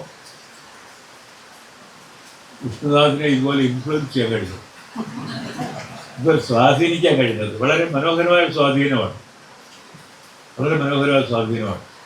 അപ്പം നമ്മളെപ്പറ്റി കൂടുതൽ ആലോചിക്കാനും ഒക്കെ ഒരു കാരണമാവും, വളരെ പ്രധാനമാണ്. കേരളത്തിൻ്റെ ഒരു കാര്യം കൂടെ പറഞ്ഞ് ഞാൻ മതിയാക്കാം, ദീർഘിക്കാൻ പാടില്ല. കേരളം എല്ലാ സൗകര്യങ്ങളും എല്ലാം ഉള്ള അതേസമയം തന്നെ ആകാശം കാണാതെ ജീവിക്കുന്ന ഒരു ജനതയാണ്. നിങ്ങൾ എത്ര പേര് ആകാശത്ത് നോക്കി ദിവസങ്ങൾ കഴിഞ്ഞിട്ടുണ്ട്? എത്ര പേര് സൂര്യനെ ഉദിച്ച് വരുന്നതും സൂര്യൻ അസ്തമിക്കുന്നതും ശ്രദ്ധിച്ചിട്ടുണ്ട്? കുട്ടികളോട് ചോദിച്ചാൽ ആരുമില്ല. കാരണം അവർക്ക് സമയമില്ല. കാരണം രാവിലെ പിന്നെ എണീറ്റ ഉടനെ സ്കൂളിൽ പോകുമ്പോൾ റെഡിയാവുന്ന ഓടിച്ചാൽ, പിന്നെ കഴിഞ്ഞാൽ ബസ് വണ്ടി വാതിക്ക വന്ന് നിൽക്കും, അതിൽ കളിക്കുക. അത് കഴിഞ്ഞ് നേരെ സ്കൂളിൽ പോകും. സ്കൂൾ കഴിഞ്ഞ് നേരെ വീണ്ടും ഓടി വരും. കാരണം വൈകുന്നേരം ട്യൂഷൻ കഴിയുമ്പോഴത്തേക്ക് പിള്ളേർ ഒന്നിനും പോയില്ലാത്ത വരുമോ. പിള്ളേരോട് ചെയ്യുന്ന ഭയങ്കര ദ്രോഹമാണ് ഈ ട്യൂഷൻ എന്നുള്ള ഏർപ്പാട്. വലിയ കഷ്ടമാണ്, പാടില്ല. കാരണം നല്ല അധ്യാപകർ സ്കൂളിൽ പഠിപ്പിക്കുന്നുണ്ടെങ്കിൽ അങ്ങനെയുള്ള സ്കൂളിൽ അയച്ചാൽ മതി. കുട്ടികളെ നല്ല പഠിക്കുന്നുണ്ടെങ്കിൽ അവരെ ഇങ്ങനെ നിരന്തരമായിട്ട് ഈ പഠിക്കണം എന്നുള്ളത് ടെക്സ്റ്റ് ബുക്ക്, വേറെ ഒന്നും വായിക്കാനും പാടില്ല. അത് വളരെ പ്രധാനമാണ്. അവർ പത്രം വായിക്കാനോ ഒരു എഴുത്തുകാരൻ്റെ കൃതി വായിച്ചിട്ട് ഇഷ്ടപ്പെട്ടിട്ട് മറ്റു കൃതികൾ നോക്കി വായിക്കാനുള്ളൂ. വഴക്ക് പറയും അവർ, പോയി പുസ്തകം വായിക്കുന്നത്, നിൻ്റെ ടെക്സ്റ്റ് ബുക്ക് വായിക്കാൻ മതി. അതൊരു വലിയ കുഴപ്പമാണ്. നമ്മൾ വിദ്യാഭ്യാസം ചെയ്യുന്നത് ഒരു ജോലി കിട്ടാൻ വേണ്ടി മാത്രമൊന്നുമല്ല. ജോലി കിട്ടുക എന്ന് പറയുന്ന ആവശ്യം നമുക്ക് ജീവിക്കണം എങ്കിൽ അതിനുള്ള എക്വിപ്പിംഗ് ആണ്. നമ്മളതിന് പ്രാപ്തരാക്കുന്ന ക്രിയയാണ് വിദ്യാഭ്യാസം. പക്ഷെ അത് നമ്മളെ ഒരു സമൂഹത്തിലെ, ഒരു കുടുംബത്തിലെ ഒക്കെ ജീവിക്കാൻ പ്രാപ്തരാക്കുന്ന, നല്ല പൗരന്മാരായിട്ട് ജീവിക്കാൻ പ്രാപ്തരാക്കുന്ന ഒരു ക്രിയയാണ് വിദ്യാഭ്യാസം എന്ന് പറയുന്നത്. അപ്പോൾ അവർ വായിക്കാൻ സമയം കൊടുക്കണം, ആലോചിക്കാൻ സമയം കൊടുക്കണം. പിന്നെ വീട്ടിൽ കയറി വരുന്ന, അയലത്തുനിന്ന് കയറി വരുന്ന പൂച്ചയെ പോലും ഒന്ന് നോക്കിയിരിക്കാൻ സമയം കൊടുക്കണം. വളരെ പ്രധാനമാണ്. അവർ വേറെ ഒന്നിനും തുടിക്കാതെ ഇങ്ങനെ വളർത്തി കഴിഞ്ഞാൽ ബ്രോയിലർ ചിക്കൻ പോലെ വളർത്തരുത് കുട്ടികൾ. തെറ്റാണ്, വളരെ തെറ്റാണ്. അവർക്ക് പ്രാർത്ഥിക്കാൻ സമയം കൊടുക്കണം. എല്ലാം വളരെ പ്രധാനമാണ് ഈ കാര്യങ്ങളൊക്കെ, വളരെ പ്രധാനം. കാരണം അവർക്ക് ജീവിതത്തെ പറ്റിയുള്ള ഒരു മോറലായിട്ടുള്ളൊരു സമീപനം ജീവിതത്തോടെ ഉണ്ടാവണമെന്ന് അവർ പ്രാർത്ഥിക്കണം. ഏത് മതമൊന്നുമില്ല, എല്ലാ മതങ്ങളും. വാർദ്ധക്യത്തിലെത്തിയവരെ അവർ ശരിക്കും അവരുടെ സമയം ചിലവാക്കാൻ, നമുക്കിതിനെപ്പറ്റിയൊക്കെ നമുക്കൊരു ചേട്ടൻ എല്ലാ കുട്ടികളും ഫസ്റ്റ് റാങ്ക് വാങ്ങണമെന്നില്ല. മാർക്കല്ല അടിസ്ഥാനം. മാർക്ക് വാങ്ങിയിട്ട് ഒന്നിനും കൊള്ളില്ലാതാവുന്ന ആളുകൾ ഒത്തിരിയുണ്ട്. ചിത്തഭ്രമം വരുന്നവരുണ്ട് ഈ മാർക്ക്. കാരണം വേറെ ഒന്നിനും കൊള്ളുകയല്ല അവരെ കൊണ്ട്. ഒരു അത്യാവശ്യം ക്ലാസ്സിലെ രണ്ടാമത്തെയും മൂന്നാമത്തെയും നിരയിലിരുന്ന് പഠിച്ചാലും മതി, കുഴപ്പമൊന്നുമില്ല. എല്ലാവരും ജീനിയസുകളൊന്നും ആവണമെന്നില്ല. നല്ല നല്ല വ്യക്തികളാവണം സമൂഹത്തിൽ. അവരുടെ അവർക്ക് ഈ എന്താണ് പറയുന്നത്, ആദർശങ്ങൾ ഉണ്ടാവണം. അത് വളരെ പ്രധാനമാണ്. അതുകൂടെ പറഞ്ഞ് എൻ്റെ സംസാരിക്കുന്നത് കൂടിപ്പോയി ക്ഷമിക്കണം. കഴിഞ്ഞ ദിവസങ്ങളിൽ കഴിഞ്ഞ ഏതാനും മാസങ്ങളായിട്ട് ഒരു സഹ വിദ്യാർത്ഥിയെ ടോർച്ചർ ചെയ്ത് കൊന്ന ഒരു സംഭവം നമുക്കെല്ലാം അറിയാം. ഒന്നിൽ കൂടുതൽ. ഇതൊക്കെ ഞാൻ ഈ ചെറുപ്പക്കാരിലും എന്നെപ്പോലുള്ള ഒരാൾ കാണുമ്പോൾ സങ്കടം കരച്ചിലാണ് വരുന്നത്. നമുക്ക് സഹിക്കാൻ പറ്റുന്നില്ല. നമ്മുടെ കുഞ്ഞുങ്ങളാണ്. ഒരു ഇത്രമാത്രം ഭക്ഷണത്തിന് അവരുടെ മനസ്സിൽ എങ്ങനെ വന്നു എന്നുള്ളത് അതിശയമാണ്. കാരണം ആദർശങ്ങൾ ഉണ്ടാവുകയും അവനവൻ്റെ വിശ്വാസങ്ങളിൽ ഉറച്ചിരിക്കുകയും ചെയ്യേണ്ട ഒരു പുതിയ ജനതയാണ് ഇവർ, ചെറുപ്പക്കാരെന്ന്. അവരിതൊരു നിഷ്ഠമായിട്ട് ഈ ക്യൂ സമ്പാൻ മറ്റേ ഇതെന്നൊക്കെ പറഞ്ഞിട്ട് ഇവിടെ ഉണ്ടായിരുന്നല്ലോ, നമ്മുടെ കംബോഡിയയിലെ വിപ്ലവത്തിൻ്റെ ഇടയിൽ ആളുകളെ കൂട്ടമായിട്ട് കൊല്ലുകയും ടോർച്ചർ ചെയ്യുകയൊക്കെ ചെയ്ത ആളുകൾ. അവരുടെ സ്വരത്തിലും അവരുടെ സ്റ്റൈലുമായിരുന്നു അവർ ചെയ്തുകൊണ്ടിരുന്നത്.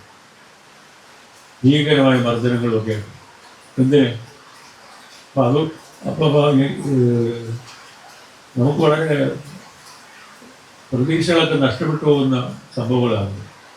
ആരും എനിക്ക് ഏറ്റവും വിഷമം തോന്നിയത് ഒരു പയ്യനായിട്ട് 3 ദിവസം ആഹാരം കൊടുക്കാതെ ചവിട്ടി ആളിനെ കൂട്ടി കാണിച്ച് ട്രയൽ നടത്തി അവനെ ഒന്നുമല്ലാതാക്കിയതിന് ശേഷം ഈ പ്രൊസീഡിങ്സ് നടക്കുമ്പോൾ ഒരു പയ്യനെങ്കിലും ചെയ്യരുത് എന്ന് പറയാൻ അവിടെ ഇല്ലാതായിരുന്നു. ചെയ്ത അനീതിയും അഹങ്കാരവും വൃത്തികളും എല്ലാം കാണിച്ച ആളുകളുണ്ടോ? ശരി, ഒരാളെങ്കിലും ഉണ്ടാകാത്തത് പാടില്ലത്, ഇങ്ങനെ ചെയ്യരുത്, തെറ്റാണെന്ന് പറയാൻ. അതില്ലാതെ പോയ ഒരു ചെറുപ്പത്തെപ്പറ്റി എനിക്ക് യാതൊരു പ്രതീക്ഷയുമില്ല. Thank you.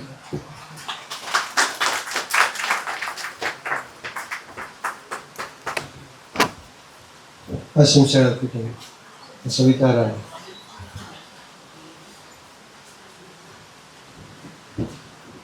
Thank you. First of all, I just want to thank Sive and Kanaka Hamaji, Vishnuji, and all the organizational team, whoever is part of it, and Pampa people for performing arts and more. I think this name suggests itself that it's so open that everybody can feel to be part of it, however they want to be part of it. And everybody can feel belong to it. So I'm so grateful that I am here again, second time. I have been here in 2019 and that was my first time. And I would say, as everybody is pointing that dialogue, and which is so important, especially in today's time, because dialogue means space, and open space where everybody is like practices being open and inclusive, and that is so important, especially in today's time.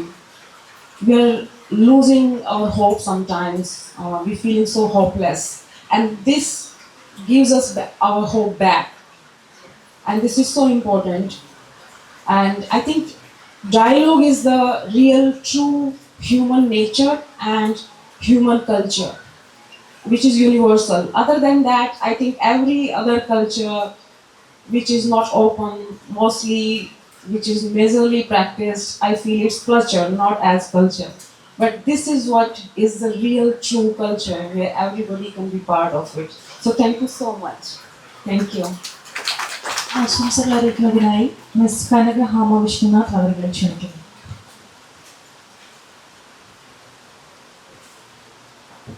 എൻ്റെ എല്ലാ ആശംസകളും എല്ലാവർക്കും. Thank you. ആശംസകൾ അറിയിക്കുന്നതിനായി miss വിദ്യാ സൗന്ദരരാജൻ അവരെ ക്ഷണിക്കുന്നു.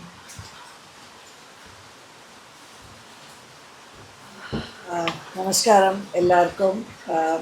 എൻ്റെ പേര് വിദ്യാ സൗന്ദരരാജനാണ്. ഒത്തിരി മലയാളം അറിയത്തില്ല. I understand, so beyond this I will just say in English. I wanted to say 3 things. One is special thanks to Kanaka actually, and certainly Vishnu, but also Kanaka. She's a true leader to bring the art, culture, literature, dialogue to a place like this demands great courage. And I came in 2019 and I saw how there were writers and poets and artists from across the world, not just India, that were coming here. That demands great effort and great sort of strength. So thank you, and I wanted to also take this opportunity to personally thank both of you. My daughter in college, she did a internship, a short 15-day under Kanaka's guidance, and as Adur Gopalakrishnan ji was just now saying, sir, it was such a learning for my city living girl who was born and brought up in Delhi, Chennai. When she came here, she understood, she interacted with the kids. There was a huge transformation in her as a person. And I think that's one of the great strengths of this festival. And I keep saying this to, in social media, unfortunately, I keep forwarding this and talking about it. But I guess the youth really needs to come and feel and connect with nature and let their creativity flow out when they are connected so closely to nature. And I think it's a great opportunity. I have been trying to somehow or the other be a part of this and support, and not very much so. But I hope I would be in future able to support Pampa even more. And thanks to all of you. It's really, I look forward to listening to those great poems and rest of the cultural dialogue that we're going to have. So with absolute gratefulness, thank you very much. ഈ ഉദ്ഘാടന സമ്മേളനത്തിന് ഔപചാരികമായി നന്ദി രേഖപ്പെടുത്തുന്നതിന് വേണ്ടി Shri K Rajagopal അവരെ ക്ഷണിക്കുന്നു. ആദരണീയനായ അധ്യക്ഷൻ, പമ്പയുടെ ഏറ്റവും കൂടിയായ Shri P C Vishnunathan M L A, ഇന്ന് ശിവയുടെ 13ാമത് എഡിഷൻ ഇവിടെ ഉദ്ഘാടനം ചെയ്ത ലോക സിനിമയിലെ മലയാള സിനിമയുടെ ഐക്കണായി മാറിയ വിഖ്യാത ചലച്ചിത്രകാരൻ,